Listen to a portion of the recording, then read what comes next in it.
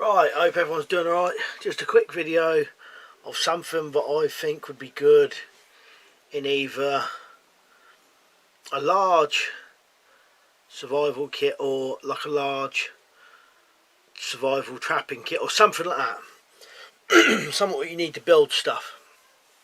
And it's this Silky Pocket Boy. And it's a Silky Pocket Boy 130. Great little saw. I've had one of these before. Actually, to be honest, at work we've got about 5 or 6 different types, and I've got the F180 as well, but it's a lot cheaper, but it's a bit longer. I think this is the smallest one they do. Kit wise, that's probably one of the smallest saws you get. I'll just put it next to a Swiss Army knife, for example, so it's a fair bit bigger, but what these all cut through is amazing.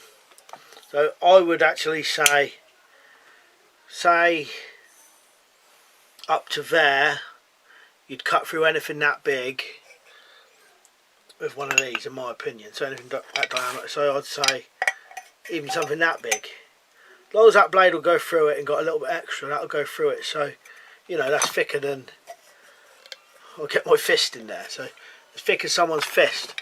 I would say that saw would cut through that. So great for trap building, in my opinion, especially if you was building bigger traps. So you can cut any kind of notches, and even if you wanted to cut notches, because the only thing is you've only got a saw, you haven't got a blade, but you can cut through, put the back of the blade in,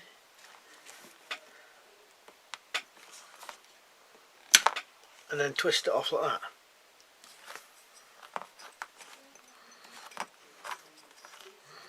So you could do any kind of notch like that.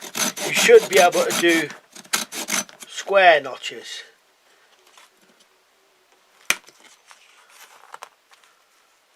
Even ones like that. That would come out.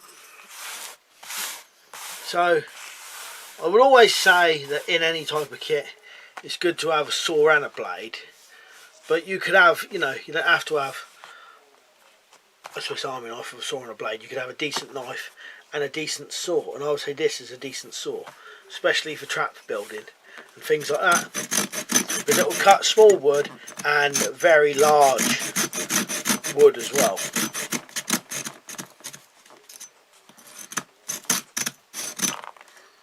Right, like I said, just a quick video.